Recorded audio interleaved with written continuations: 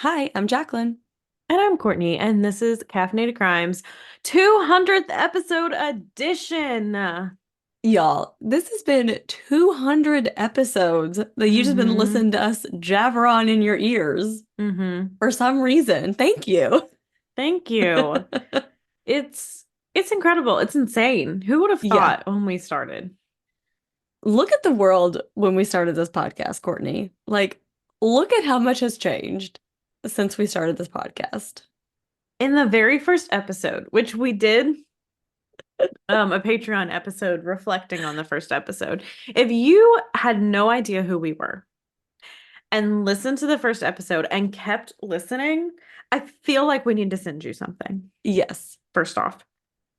Second off, I made a joke about coronavirus and said, I don't know if this will age well because we at that point did not know if coronavirus was the next pandemic, which it appeared to be, or we didn't know if it would Which it just appeared be, to be.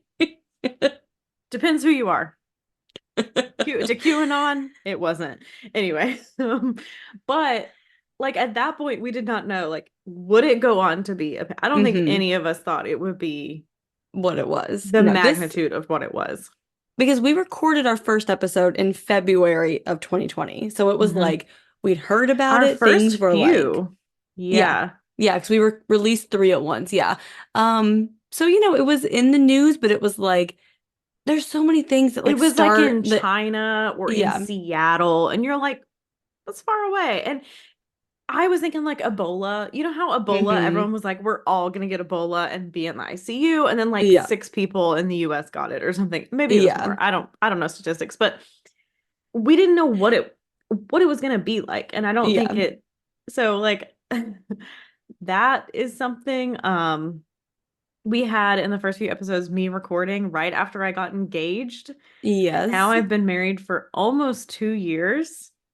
Yeah. Um, you didn't have a baby? Nope. And now she's 2.5. Like, I wasn't even Yeah. pregnant. Okay. Wasn't even like thinking about Yeah. getting pregnant.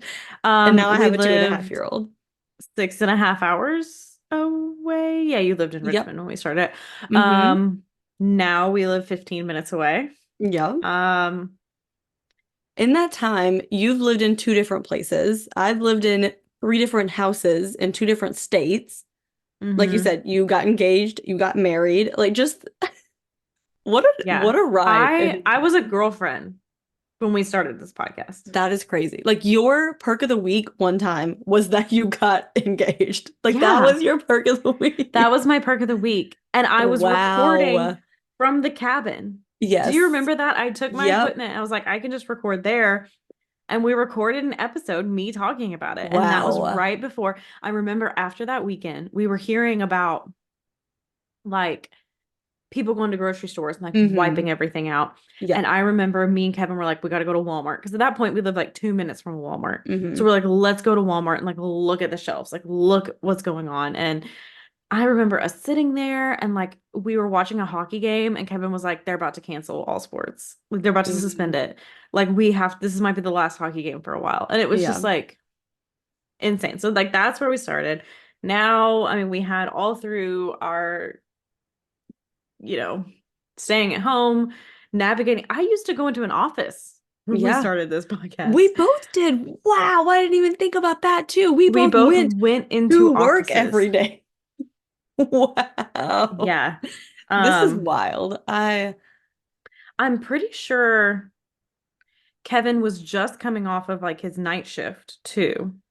Yeah. Like he had just gotten a job, like not a job, it was the same company, but finally gotten hmm a shift like on a normal and like he was going to an Yeah. office every day. Um Now we both live, breathe, and die in our homes. Right.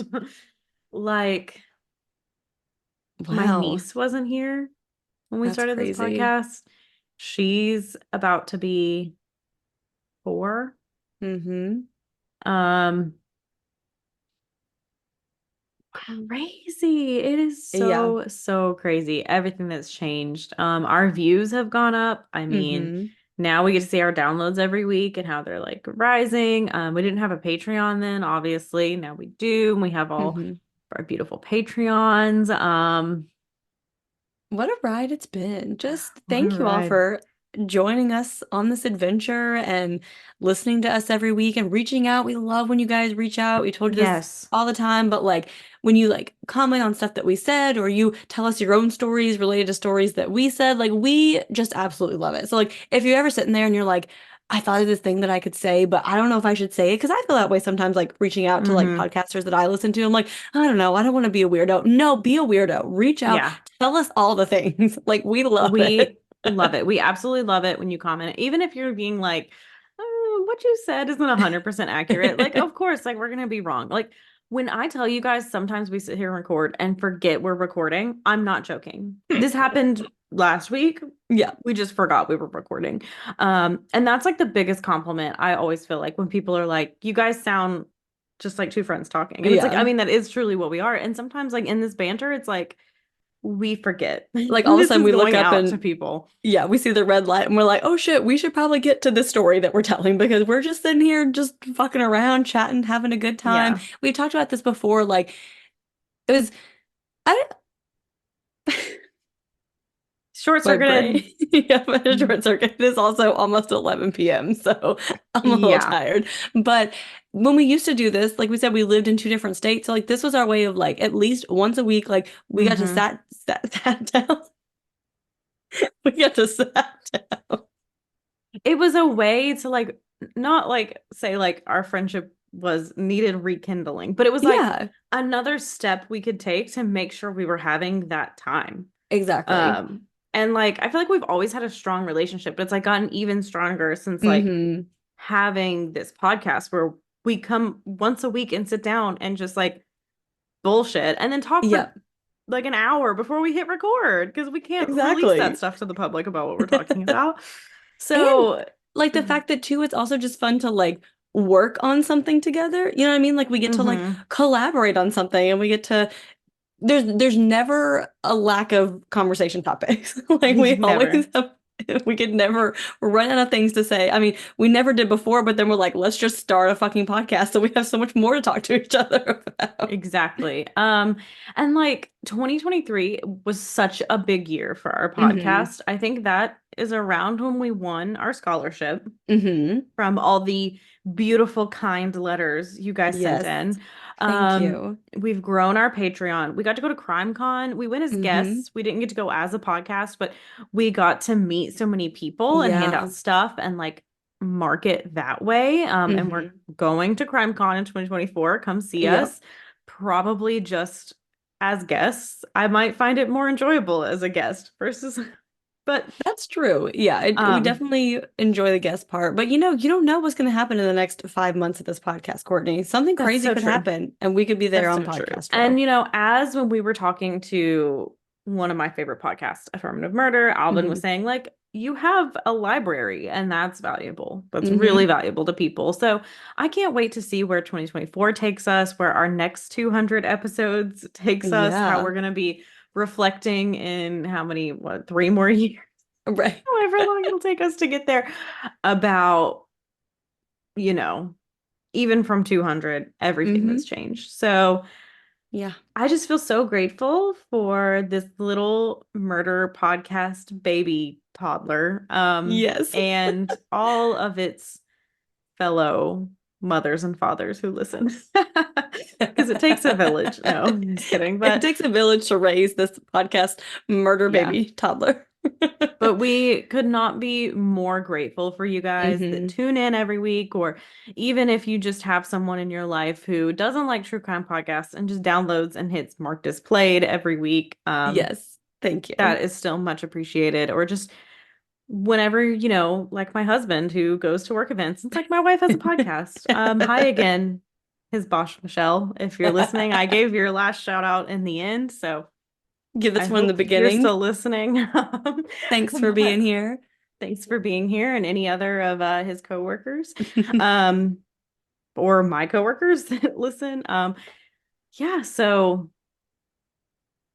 just really grateful, really grateful. 200th Yes. episode, starting the first week of 2024. Yes, That's why we were Happy like, New we are Year. not Happy New Year. Happy Woo! New Year. So that's why we didn't take a break. That's why we're recording at almost 11 p.m. tonight, because Yes. then we get 2 weeks Two off. weeks off, 2 full weeks off from recording. 2 full weeks Only off. 1 week off from releasing an episode because we did get a little Hmm. bit ahead, Yeah, so there we will could be do no that. new episode next week, just to Yes. give us a little time to recover, and you time to catch up on your podcast, because Yes. I'm sure it's really hard to listen around the Christmas time. I'm going to be coming back at this time that you're listening to this Hmm. being like, I have so much shit to catch up on. So, Yes. So hopefully our break will come at a good time, and then mid-January we'll be back with our next episode. Again, it's just 1 week, guys. Don't worry. We're just gonna be gone for 1 week. And yeah. then And if you are just like so sad, we have Patreon, yes. patreon.com/caffeinated crimes. I talked about it last week. We released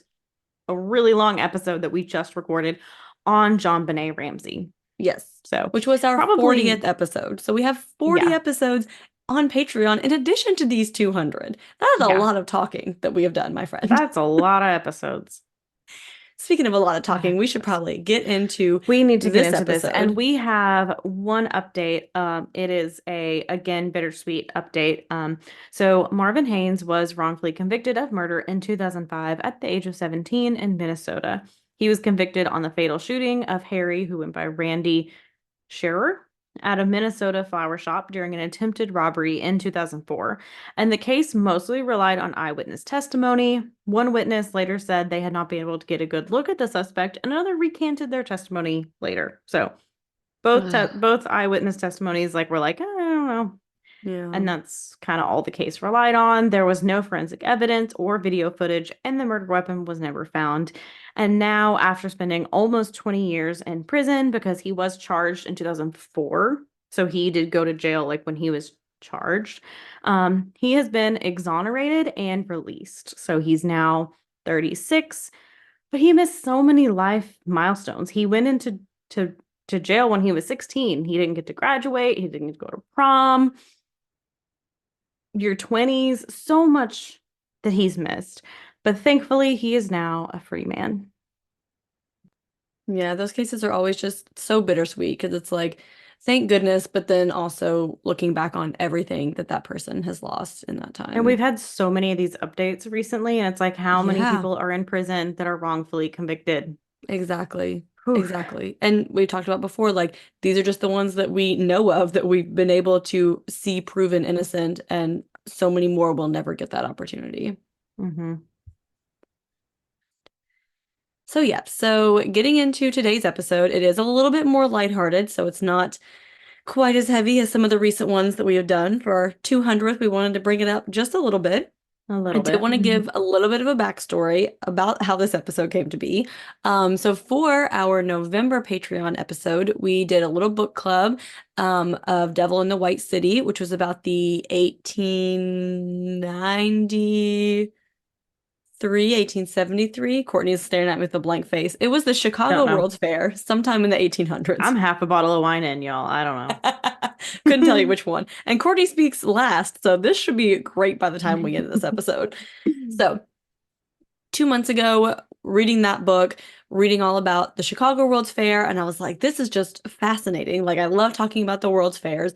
There was a World's Fair in Knoxville, where obviously we both live now, where we both grew up. So I started doing a little like side research into the Knoxville World's Fair, and I was like finding out some cool stuff. And then my dad called me, so I was talking to him about that because, my dad lived here in the 80s when the World's Fair happened. So he was telling me stuff about it, and then he was like, tell me about this guy and this huge bank fraud. And I'm like, what are you talking about? And so I kind of put that in my pocket for later. And now it's here. And I'm pulling it And out of now my it's pocket later. to tell you guys about it. Yep. So I did look it up. It was the 1893 Chicago World Fair. I was right the first You were time. right. I am I'm so very impressed. impressed. I I'm did not so expect to get. impressed. I'm Wow. so impressed. Whew. I did not expect that to be right. Okay. So I know my World's Fairs now, apparently. Um, Hmm. Also, I was about to get started, but I guess I should give you some sources. Hmm. Um, Also, just want to say, just bear with us for a little bit of info about World's Fairs before we get into. There's a bank fraud coming, okay? But It's going to be a little bit of a shorter episode because there's not a ton of info about that. And I just really wanted to research World Fairs, damn it. So just listen to my World Fair Just spiel. listen to me. We've given you 199 episodes of what you want. Give us one of what we want. And let us know if you love this and you want us to find ways to do other stuff like this too, because this was great. I had a blast. Okay. Yeah. So our sources for this episode included a few Knox News articles, the Wall Street Journal, TennesseeEncyclopedia.net, Knoxville, Tennessee's government website, Britannica.com, the UT Daily Beacon, the LA Times, Atlas Obscura, and City View Mag. Atlas Obscura. I was like, yeah, does that say Atlanta? No, it doesn't. Okay. So, World's Fairs started in 1851, and they were a way to showcase industrial, artistic, and technological progress. They were also a way to. Courtney is literally already yawning. If that answers your question if people like this or not. Just hit skip a few buttons if you need to. Okay. You said industrial and technological progress, and I was like, whoop, okay, here we Courtney's go. like, it's 11 p.m. I'm a bottle of wine in. I'm gonna take a nap until my turn. To all my nerds who are still here with me, the World's Fair was also a way to introduce cutting-edge advancements and share world culture with a global audience through an international exhibition. So obviously, like, we have the internet now, we can find all of this information at our fingertips, but in the 1800s, you couldn't really do that. Not So it really. so it really was a way to like bring stuff from other countries, like new research, technology, and share it with people. So the host nations would create elaborate temporary cities with exhibition halls for the fairs, and they typically lasted about 6 months. The first World's Fair was held in London in 1851, and since then there have been more than 100 World's Fairs in more than 20 countries. So they are called World Fairs in the United States, but they're called international or universal expositions in continental Europe and Asia, and exhibitions in Great Britain. So if you live in one of those places and you're like, the fuck are you talking about? Hopefully that cleared it up a little bit. Hopefully. So, World's Fairs are governed and regulated by the Bureau International des Expositions, or BIE, which is a Paris-based organization that was established in 1928.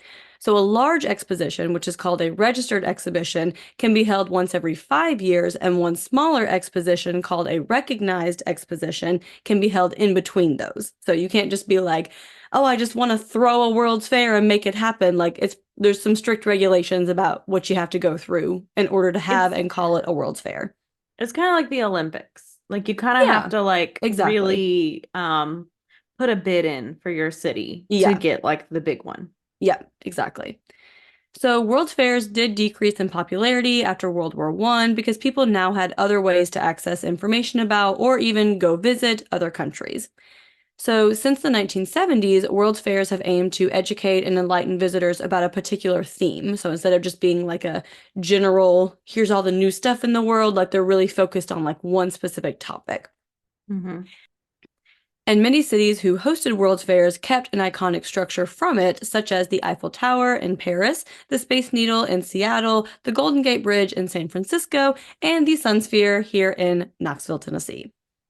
I knew the Sun Sphere part, but I Mm-hmm. didn't know that about the others. I didn't That's either. why those things existed. That's pretty Yeah. cool. See, I told you it was cool, Courtney. Okay, quit yawning. Wake I up. only gone twice. I'm just kidding. So, the 1982 World's Fair, held in Knoxville, Tennessee, was officially called the Knoxville International Energy Exposition, with a focus on energy and electricity generation with the theme Energy Turns the World.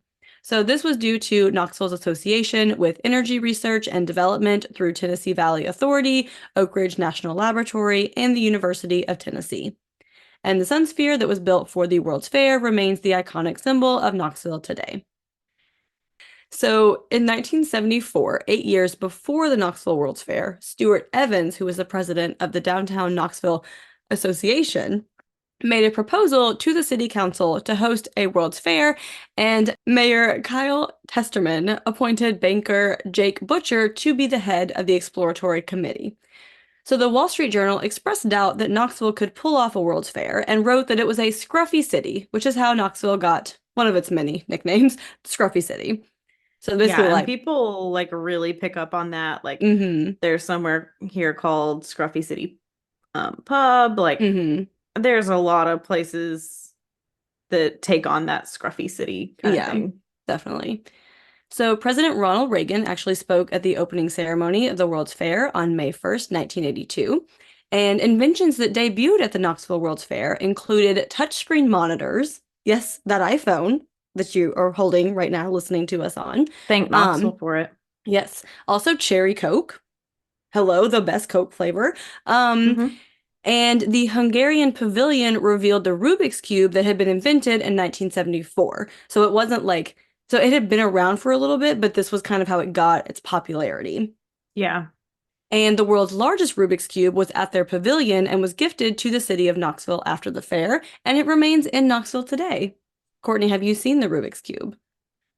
I don't think I've seen it in person. Oh, I went to go see it one time I after I learned this feel like random fact. I have a picture of I don't have a picture of you. I remember a picture of you Yes, with it. Where is it at? yes. It used to be in the Holiday Inn downtown, one of the hotels Hmm. downtown. It used to be like on like the first floor, but when I read this, it said the convention center, but I don't know if that was outdated or if it's been moved to the convention center because that was like 15 Yeah. years ago when I saw it. Yeah, So, that's true. but it is still here, so it's around. Hmm. And this one just blew my mind, you guys. If you're not in Knoxville, you're not going to give two shits about this, but Hmm. the Knoxville fast food chain Petro's was also started at the 1982 World's Fair, where Joe and Carol Schoentrup and Anne and Mark Lawrence from Washington had a concession stand where they served chili with Fritos and had it topped with sour cream, cheese, tomatoes, green onions, and hot sauce. And they called it Petroleum Belly originally for the energy theme of the World's Fair, and it was eventually shortened to Petro's. And today there are 15 Petros in Tennessee and one in Georgia. And I, until doing this research, did not realize that Petros for like chili and Fritos was like a regional term and like very Hmm. specific to Knoxville. Definitely did not realize that. Um, I also didn't really fully realize that Petro's, the restaurant, was so local to Knoxville, mhm. only because, don't get me wrong, I fuck with the Petros. I love Petros, but it's not somewhere I would really seek elsewhere. Mhm. It's not one I'd be looking for elsewhere. Yeah. So it just never, I didn't really think about the fact that it was local to Knoxville and the Knoxville connections. Well, I feel like too, usually when you're traveling, like you're trying out local places. You're not like, oh, let me find Yeah. somewhere that I've eaten many times before. Yeah. Um, yeah, like I mean, we always grew up even like making them at home, like it was just called a Petro. It's And called a like, Petro. yeah, Yeah. it Because I asked Kevin about it and he's like, nah, that's a local thing. I was yeah. like, oh, okay. Like had Andrew ask like all of his online friends that he like plays games with because they live like all over and yeah, like no one thought bleh. They call Like it a Frito walking pie. taco. Oh, Frito No, pie. walking taco. Oh, I hadn't heard that one. Um, I don't know if but that's chili though, but I know that's like when you take like the Frito bag and like you cut it open and you yeah. have the Frito like that. So I don't know And if that is usually with like taco meat or it yeah, can be with chili, but gotcha. Which is how this started, kind of the same hmm concept, and then they put it into a yeah, bowl. But yeah, no idea that it was like such a very specific regional term that like even people yeah, in like neighboring states or maybe even parts of Tennessee that don't have Petros wouldn't use this yeah. word. No Blew my clue. mind. Gonna have to start taking, and you know what? Next time my brother-in-law and his girlfriend come in town, we're gonna take them to Petro's because they Let me apparently never know had it. because I'm there. I love a Petros. Anyway, I do love Petros too. And they have them at the UT games, and I used to every yum. UT game get one of those. Anyway, Obviously, yes. yeah. That's one of the 15 in Knoxville, by the way. Just saying. And not Knoxville, in Tennessee, is the one in Neyland Stadium. Back to the World's Fair. So, 11 million people visited the Knoxville World's Fair, and the city of Knoxville borrowed $46 billion to fund the World's Fair. It made a profit of, drum roll, $57. Oh, I went too early. $57. Oh my gosh. Yeah. 46 billion in 19 like 80. Yeah. Yeah. Ooh. It was the Ah. last profitable World's Fair in the United States. So I don't We know made a how profit. exactly. We made a profit. So there's that because the next one in New Orleans did not. So Yeah. So the city's debt from the 1982 World's Fair wouldn't be repaid until May of 2007. Ooh, Isn't that crazy? that That is crazy. that was the No wonder month, our roads are such shit. right? Seriously. They're like, well, you gotta pay off this damn World's Fair and then we'll get to the potholes, I guess. May of 2007, that's the month before I met my husband. Hmm. That's crazy. That's Like, crazy. Yeah. yeah. So my parents got married in 84. My So at parents the time also of the got married in 84. yeah, so at the time of this World's Fair, they were just dating. Hmm. And by the time the debt was paid off, they had two children, and their second child was 13. Yeah, that's crazy. So if Yeah. that puts that into perspective a little bit for you, that their second child was 10 years after they got married. Yes. Yeah. Yeah. So, as previously mentioned, Knoxvillian banker Jake Butcher was a driving force behind bringing the World's Fair to Knoxville. So he did finance a large portion of the fair, and his banks were responsible for more than half of the business loans in Knoxville in 1982. So, like, just domination of the Butcher banks. Mm-hmm. He was also a major political figure and ran for governor of Tennessee twice. He was very well known, very well liked. Many locals even called the World's Fair Jake's Fair because he was so like instrumental in bringing it to Knoxville. Like this was like his thing. Mm-hmm. However, in 1985, Jake Butcher was convicted of bank fraud for stealing an estimated $382 million from the banks he owned and defrauding thousands of Knoxville civilians. So let's talk a little bit more about Jakey here. So Jake Butcher grew up on a farm in Union County, Tennessee, with his brother C.H. Butcher Jr. Their father was the only banker in the county. And friends remember Jake as a born salesman and politician. He was very friendly, always remembered a name and a face. Jake attended the University of Tennessee before joining the Marine Corps. And in 1968, Jake and CH purchased a small bank in Lake City, Tennessee, which is now called Rocky Top. And 3 years later, they applied for Knoxville's second new bank charter since the Great Depression. And that bank became City and County Bank and opened as a trailer in Powell with new branches around town in the years that followed. In 1975, the brothers pulled together $16 million in loans so that Jake could buy a third of the stock in the city's Hamilton Bank, which he then renamed United American Bank of Knoxville. So I guess like the amount of stock that he purchased was enough for like naming rights. So he presided over the building of Knoxville's tallest skyscraper, which was the downtown headquarters of United American Bank. And today that building is the First Tennessee Bank Plaza. CH also. Which, not when we started this podcast, Mhm. but at that company, I used to work there.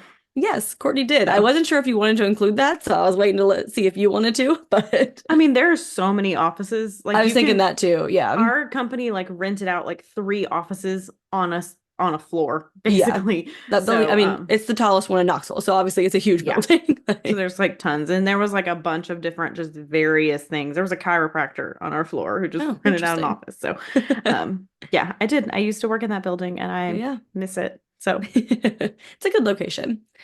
Um, so CH also operated Southern Industrial Bank Corporation, and the brothers continued building their East Tennessee banking empire.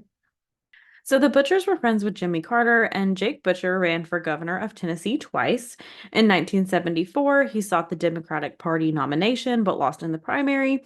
And in 1978, he won the Democratic primary but lost the governor election to Republican Lamar Alexander. And if you live in our neighboring city, Maryville, you know that Lamar Alexander has his very own parkway there. So Yes. Jake Butcher and the World's Fair helped bring improvements to Knoxville's interstate system and renewed interest in downtown property. So the fair closed in October of 1982, and rumors had started to circulate at this time that something fraudulent was going on with the banks owned by the Butcher brothers. So auditors were also starting to catch on to large sums of money being transferred between the brothers' multiple banks. So, agents of the Federal Deposit Insurance Corporation, or FDIC, came to Knoxville to investigate. What they soon discovered is that the Butcher brothers had turned their father's small town banking business into million-dollar banks, loan companies, and dummy corporations that were a high stakes shell game. So Jake was the front man and CH worked behind the scenes. So the bank's finances showed that they depended on one bank loaning to another of their banks to cover stock in a third bank. So kind of passing money around that wasn't really there. Exactly. So it took 180 FDIC agents, which was actually 10% of the agency's workforce at the time, to figure out the entire scheme because it was so deep. Um, They're just like, what is going on here? And again, because and yeah. there's so many, I think we probably talk about this. I think there was 27 banks in total. So it's like they're just moving Yeah. stuff all over the place. And because like there were two of them and they each like had like some banks were in CH's name, some banks were in Jake's name. They were like audited at different times. And so like it took Hmm. a minute for them to like catch on to everything going on. Yeah. And basically, Jake Butcher took on too much debt and handed out too many unsecured loans, including $30 million to fund the World's Fair. And on October 14th, 1983, United American Bank was shut down by the FDIC. And I know my dad and your dad mentioned remembering seeing people like standing outside the banks, like trying to get their money, Hmm. basically. My And my dad dad remembers like, that. yeah, and my dad like knew people that lost their money in this. Hmm. So previous audits had provided advanced notice, so the butchers were able to move enough money and papers around between the banks to give the illusion that they were all successful. But now, with the closing of United American Bank and all of their assets being frozen, money couldn't be moved around to back up the worthless loans. So, eight of their banks, with a total of 1.5 billion invested, failed. So customers who deposited money in those eight banks were able to recover their money through the FDIC, but that insurance only covered deposits and not loan companies. And one of the butchers' banks was called Southern Industrial Banking Corporation, and it started as a loan company. Therefore, anyone who deposited money into that specific bank was not able to recover their money. So again, 6,300 customers had deposited money into that bank, and many lost their life savings. And especially, too, it's a local bank. Like Exactly. my husband, when he moved down here, was like, oh, I'll put my money in a local credit union because you're like a Hmm. local bank. I'd love to support a local bank and know that my money's close to home. And Yeah. And especially with this person who like is so well known. Like, oh, it mhm, was Jake's Fair. Like everyone like loved yeah, him and knew him and yeah. yeah. Which I'm also I don't quite understand like why this bank was not FDIC insured. I guess because it was like a loan company. So I don't know like what goes Hmm. into that as far as like making the decision to deposit money there or whatever. So I don't know how all that works. So don't ask those specific questions, please, if Don't you know. have them, because I don't know. But Ask your this is banker. exactly. Um, so during this time, the butchers owned about 25 banks in the Knoxville area. And in the 70s, Jake had a 25,000 square foot mansion called Whirlwind, built off of Old Emery Road in Anderson County. So the main house had 40 rooms with 13 bathrooms, so many fucking toilets to clean. Yeah. And on the ground, there was children's playhouse, a swimming pool with a kitchen and a bar, and a helipad. A helipad. Helipad. Insane. From the photos available online, there were at least five garages as well. There was also rumored to be a gold toilet. Don't know how you clean that. Don't ask me. Um, We'll never it's know. we'll never know. No, that's not what I'm going to invest my money in. It's estimated that utility bills for this mansion were $10 to $25,000 a month in today's money. Just your utility. Just the utilities. Can't even imagine what that mortgage would be. Yeah. Just the utilities. Jake also purchased a $490,000 yacht at this time, and his net worth was estimated to be $34 million. So Jake married actress and native of Oak Ridge, Sonia Wilde, and they have four children together. Sonia had roles on shows such as Bonanza and Perry Mason. So many of Knoxville's attorneys were involved in the legal proceedings following the Butcher's fraud and bank failures. Nashville's Jim Neal was Jake Butcher's lead counsel. So Neal was one of the prosecutors of the top officials in the Nixon administration who were involved in the Watergate scandal. And he was also the defense attorney for Elvis Presley's physician who'd been indicted for dispensing illegal drugs. Like So, what a resume you got there, my guy. mhm, Like, I know. wow. Yeah, that's that's a lot. Hmm. Um, Jake Butcher pleaded guilty to bank fraud and was sentenced to 20 years in prison. And when asked why he let his client plead guilty, Neal said the real facts were so much worse than the indictment. Like, that's how bad it was, where he's like, Yeah. trust me, this is better. Where your attorney's like, no, there was so much more that Hmm. you even knew. This is best for everyone. Wow. Jake served just under 7 years in prison in Atlanta before being paroled in 1992. Jake lost his mansion and all of his assets. His mansion was turned into condos for a while, but the utility bills were just too high to maintain, and it still sits abandoned to this day. Jake lived in Canton, Georgia, and was involved in various business ventures over the years, such as selling cars and real estate in Atlanta. So C.H. Butcher went to trial and was acquitted on 25 counts of bank fraud related to the failure of Southern Industrial Banking Corporation. He then pleaded guilty to 16 counts of bank fraud related to the failure of City and County Bank and was sentenced to 20 years in prison. He was paroled in 1993 after 8 years in prison. His wife Shirley also received a 3 year sentence. CH died in 2002 after falling down the stairs at his home in Georgia, and Jake Butcher died in 2017 at 81 years old after a 6 month battle with cancer. Um, and in the process of knowing we were doing this case, I asked my dad what he knew about Hmm. this. And he didn't know too much about like I mean he knew the banks failed. Hmm. Um, but because he also worked at the World's Fair, he said if you worked there, you got free admission, so he could kind of go as much as he wanted over that summer. And he Hmm. goes, no, I mean, obviously I heard of Jake Butcher, but I knew that Jack Patrick. I think that's what you said. Let me just check it really quick. Okay. Yeah, and my dad also said, as far as the World's Fair, that one thing he remembered was like they had like a big sign like downtown that was like counting down like the days and hours and everything like until the World's Fair, like when they knew it was coming. Oh, And that's so it was like a cool. big like electronic sign that was like counting down. So I was like, oh, that's a really neat thing and a cool little like memory that he still had. Yeah. So my dad didn't really remember much about this bank fraud, but he said he did know Jack Patrick. And I was like, who's Jack Patrick? So Hmm. apparently Jack Patrick worked with the butchers. Hmm. And he was one of the top men to go down with this whole scheme. Hmm.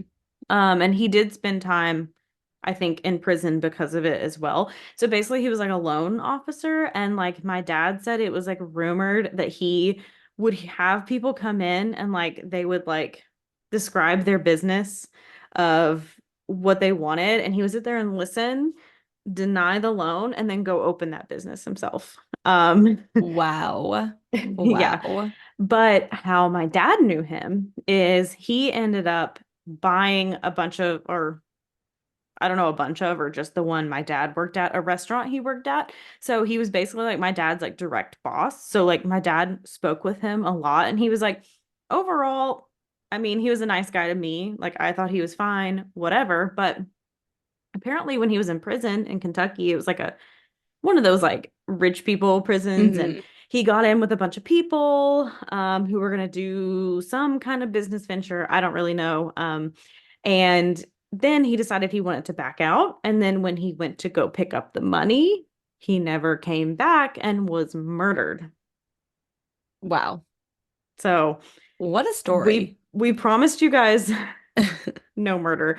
And here we are. And my dad was like, I don't know if you want to do him one day. And I'm like, this is going on my back burner of how I'm going to get my dad on this podcast Yes, is 100%. but it's so hard to find information, but hopefully I can get enough from my dad. Yeah. Um, But like my dad like knew him, like worked with him. But yeah, he was eventually found like in a shallow grave, like in Kentucky, like the people had killed him. But Hmm. just crazy that like That is I crazy. was just being like, Dad, what do you know about like the World's Fair and this fraud? And he's like, I don't really know, but I know this guy who got murdered. It's like, He's like, couldn't tell you about the bank fraud, but the murder, I can tell you about the murder. Let me. yeah. Wow. Um, yeah, it's just So yeah, crazy that stay it ended tuned up for being that, like, apparently. yeah, one day, that's gonna happen. Yes. Um, yeah, but that is the story of like World Fairs, the Knoxville World's Fair, and Jake and C.H. Butcher, who just kind of screwed a lot of people in Knoxville. Yeah, yeah. And essentially, funded part of the World's Fair with stolen money. Like, Yeah. yeah, Yeah. what an adventure. And thank you to my dad for this suggestion and for telling hmm me about this person who he was shocked that I didn't know about. And I'm also like, Dad, I wasn't around in the 80s, but thanks. But I'd never heard of him either, but yeah, my parents were like, yeah, Jake Butcher, I remember yeah, that. Like, I remember the bank. My and then dad running was for like, governor. he was like, I remember the people standing outside the bank trying to get their Hmm. money. Like, that very much was in his mind. But yeah, so that was super, super interesting. Yes. Yeah. And that's our 200th episode. So hmm again, celebration. Love it. Courtney, what is your perk of the week? So my perk of the week is that I am just very, very thankful for another year around the sun. It's Yeah. 2024, so we're getting all sentimental, but Hmm. it's always fun to reflect. And I think I'm just really thankful to be here, to Hmm. be healthy and alive and in a stable enough position. I have a home and I have a job, and that's more than like a lot of people can say. And I'm just Yeah. really thankful. I'm really thankful for this podcast and you guys listening. But it's just growing old is a privilege. And so it Hmm. always feels that way at like the new year. So I'm just really, really thankful to still just be kicking it and be here. And 2023 brought a lot of hardships and brought a lot of lessons and things I'm still kind of dealing with that are kind of lingering there that we're gonna have to figure out in the future. But That's 2024's problem. 2024's problem. Oh no, by the time Because you it's listen, still, I'm there. yeah, I'm like, it's still 2023 as we're recording this. So currently Yeah. I can say that's 2024's problem. But by the time you're hearing it, it will already be 2024's problem. Yeah, but I just think I think for perks of the week, I'm always trying to be like, well, what exciting stood out? And I just think it's a good time to reflect on just being thankful that we get to be here still, Yeah, um, and absolutely. get to be in such a position. I mean, obviously, things aren't perfect. I'm not rich and all my problems are solved. I still have issues going on, but I'm in a lot better position than a lot of people can say. And I think I just really need to be thankful for that. And I think we a lot of times are really hard on ourselves and our situation and where we could be. But sometimes we should sit back and be thankful for where we are. So. Yeah, it's beautiful. I feel like we should have ended on that. We should have. And yeah, that's what happens when you're wine drunk, I guess, is you get I'm like, real I need you to sentimental. insert my perk of the week first, so then we can end on yours. We'll just flop them in the editing, okay? Yeah, just flip them really quick. I know. I feel like last year too, I was like spitting wisdom right here at the end of December. I don't know what it is. Yeah, The New Year's just makes me like sentimental, yeah, And again, if you didn't agreed. listen to our episode last year, I'm going to repeat what I said is that we all have resolutions, but a lot of times at this point, if you're our age, if you're like 16, don't listen to this. But when you're your late 20s and your 30s, 40s, 50s, wherever, you're stable in your life and you've planted all those seeds and you just have to help them grow. So, Mhm. and maybe you're going through a big life change and that's hard because your seeds are now uprooted. But you'll plant them again and they'll grow again. So, yeah, I don't know why I'm so sentimental here. Okay, I'm gonna get off this soapbox. Oh, Lord. Jacqueline, what is your perk of the week? So, my perk of the week, we went to Cincinnati this weekend.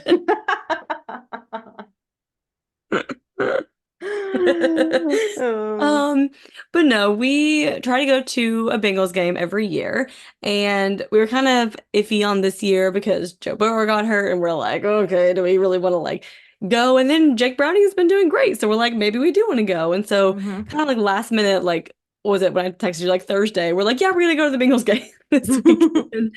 It was also on a Saturday, which helped because that makes it easier to, get up there and back and not have to either rush or take time off work or whatever.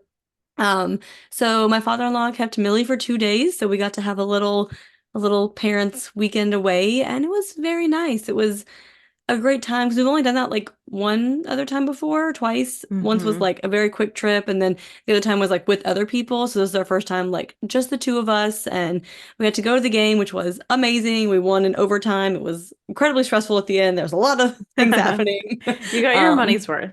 Exactly. My dad texted me towards the end and he's like, "Man, you guys really know how to pick them every time." He's like, "You got your money's worth in this game." Like we sure did.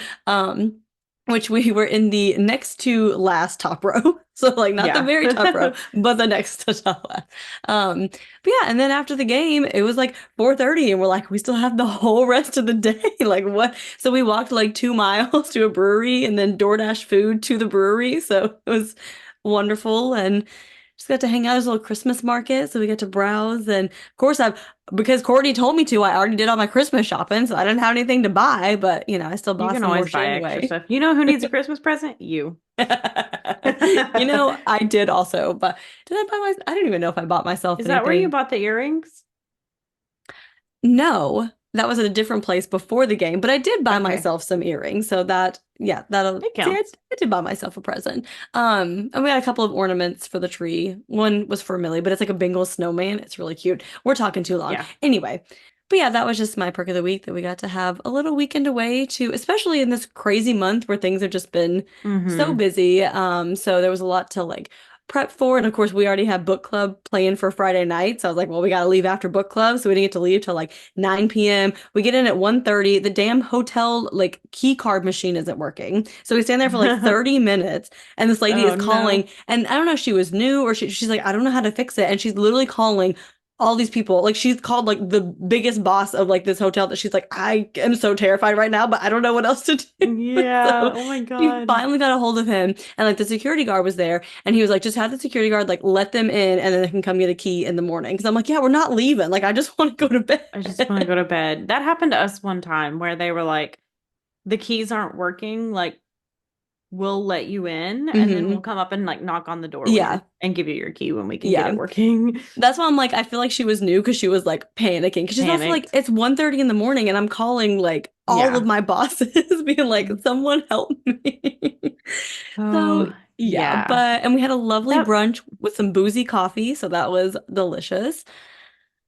Yeah, that Yeah. sounds a lot of fun. I kind of miss my husband because I've just been doing a lot of things like without him Yeah. recently. And so I just haven't really seen him much. And I mean, we obviously both work from home, so like we see each other, but not a lot of like one-on-one time. And then we're about to Yeah. go where it's again not really one-on-one time. So we're gonna have to just have a weekend where it's just the two of us and we sit, which we Yeah. kind of get to have that like on Christmas Eve, but and like the day before Christmas Eve. So I'm excited for that, but I do kind of miss Hmm. him because I'm pretty sure every weekend I have done something that does not involve him. So I've just like left Right. him in the dust every See you weekend later. I got stuff for to all do. nights of the weekend almost. So Yeah, that's true.